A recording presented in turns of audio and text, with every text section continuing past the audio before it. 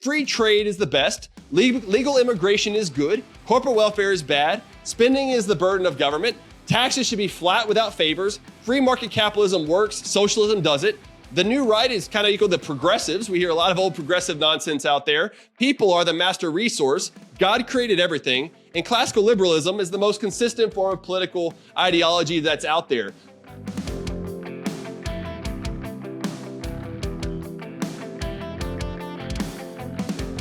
Hello, welcome to this week's economy. I'm your host, Dr. Vance Ginn. Thank you for joining me again today.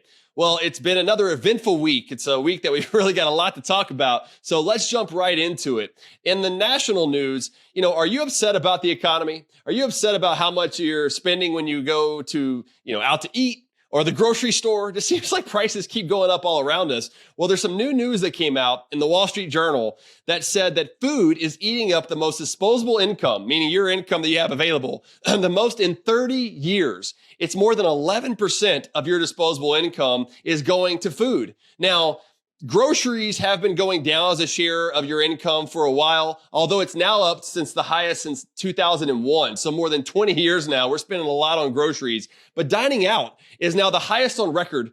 And so this is something that's really driving up the cost. And it just seems like we can't catch up. And I know it's for you. It's for me too. I've got 3 young kids. It seems like that's all we're doing is spending money on food. And so this is something that we really want to get a handle on. And of course, it's driven by the bad policies out of DC, from the excessive spending by Congress and the Federal Reserve coming in and printing all this money out of thin air. No wonder we have persistent inflation. A lot of economists were saying this is transitory inflation. That's just nonsense, okay? They need to go back to Econ 101. When you print this much money and you don't have as much goods and services that are being produced, you're going to get inflation, and that's exactly what we've seen. Speaking of excessive government spending by Congress, we had the largest amount. Y'all remember that CHIPS Act that was passed by the Biden administration not too long ago that was handing out all this money for semiconductors and saying, look, we need to have more semiconductor and chips being produced here in America, which sounds good. But the problem is that we're subsidizing it for a large amount. In fact,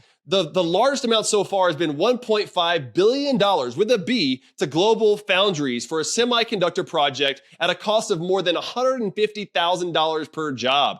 $150,000. That's almost 3 times as much as the average pay in America for one project. And so this is going to be very costly. Remember, we don't have $1.5 billion sitting around. We're running $2 trillion a year in deficits. So this is going to be an inflationary picture. And I doubt that it's actually going to have much influence on the semiconductor here in America because a lot of the smaller parts will still come from other countries. The Biden administration is also touting the manufacturing jobs that have been adding during his tenure. But is it true? He's talking about, these massive increases in the jobs that have been created. Well, I did some analysis on this and went back for a while. And basically what you've seen is the increase is because of the lows during COVID. The economy was shut down. Manufacturing was shut down. So there was a huge drop in the number of manufacturing jobs that were added by the private sector. That's another thing too, right? No president creates jobs. They create 0 jobs. In fact, they redistribute money and distort the economy and probably reduce the number of jobs overall. But they're saying, look, we created all these jobs. That's just nonsense. But if you look at the manufacturing jobs, a lot of them were just bounce back, recovered jobs from the losses during COVID. And we saw that, there was a large increase in manufacturing jobs actually during the Trump administration after the Tax Cuts and Jobs Act and the deregulation that took place. So we haven't even got back to that trend that was before during the pandemic, during the Trump years. And so, the Biden administration's got to tout something because the people feel sour about the economy, rightfully so, with grocery prices and everything else going up. But we've got to get away from all these fallacies that they're throwing out there. Just not true. Another big thing that I talked about this week was 10 likely unpopular views that I have that, I don't know, maybe some people like, but maybe not. But here they are, right? If free trade is the best, legal immigration is good, corporate welfare is bad, spending is the burden of government, taxes should be flat without favors, free market capitalism works, socialism doesn't.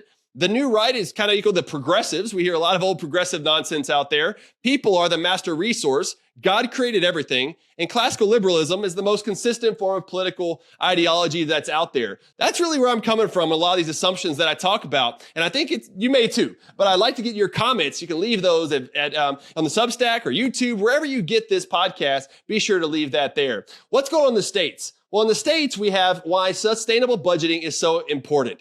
We've got to have less government spending that increases by no more than population growth plus inflation, the average taxpayer's ability to pay. If it's growing at all, really it needs to be cut in a lot of places because we're already spending too much. And that way we could also cut taxes and have more money in people's pockets, which is where growth and prosperity and flourishing really happen. What about housing? Housing is another area that's really been unaffordable lately because of a lot of the policies out of DC. But remember, a lot of these are local policies. I live near Austin, Texas. They've got tons of regulations from the progressive movement that's going on there, and people just can't afford rent or mortgages or anything else. Housing needs to be deregulated. Local government should spend and tax less, and they should find ways to eliminate property taxes. We should not be paying rent to the government forever. We need to be able to own our property. If we do that and we eliminate property taxes, we can have our God-given right to own our property. That's what we need to get to. But zoning regulations, like we've seen deregulated in Houston to have smaller lot sizes, that also helps to reduce housing prices and make it more affordable over time. Another big thing going on in Texas recently is that there's a report by Fox Business saying, actually it was Fox News, saying Gen-Zers are moving to Texas in droves for opportunity. Imagine that. They're moving away from California and New York, high tax and spend places to places like Texas. Texas needs to improve. That's not perfect by any stretch of the imagination, but there are things they're getting right. Some other things that I've been working on recently is I talked about who's your favorite president. Monday was President's Day. And so I asked this on X, and it was kind of interesting. The two biggest ones that came out on that poll that I did was Calvin Coolidge and Ronald Reagan, two great presidents. Other ones that were up there were Thomas Jefferson, George Washington. I think we need to get back to some of the limited government sort of approaches to presidencies, and those are some of the ones that were up there. I spoke in Las Vegas this week with Sal Nuzzo of James Madison Institute at a conference by the Healthcare Administrators Association on the rising burden of healthcare. Great group there. Really enjoyed it. If you missed it, this past Monday was Let People Prosper episodes with Dr. Sven Larson on how Europe compares with the United States and what should be done to avoid the malaise in Europe here. And a lot of it has to do with excessive government spending and taxes and regulations that we've got to get away from because that's European style stuff. We don't need that here in America. Don't miss the upcoming Monday's episode with Cato's Dr. Adam Michel on tax policy, the 2025 expirations of the Tax Cuts and Jobs Act, and the developed countries' global tax nonsense. We got to get away from these global tax and global government ideas. It's just bad news. So my quote of the week is by Calvin Coolidge, speaking of presidents. Liberty is not collective, it is personal. All liberty is individual liberty. We must have more liberty. We've got to get government out of the way. And like I do every week, I end with a Bible verse, because that's the most important thing, okay, reading God's word, is Zechariah 14:9. The Lord will be king over the whole earth. On that day, there will be one Lord, and his name the only name. Let's not get so consumed by politics or with other worldly things, because Jesus is king. We need to get back to that. So thank you for joining me today. Until next time, I hope that we'll let people prosper, and go and rate this. Leave a 5-star rating wherever you get this podcast. Share it with your friends and family. Until next time, let people prosper.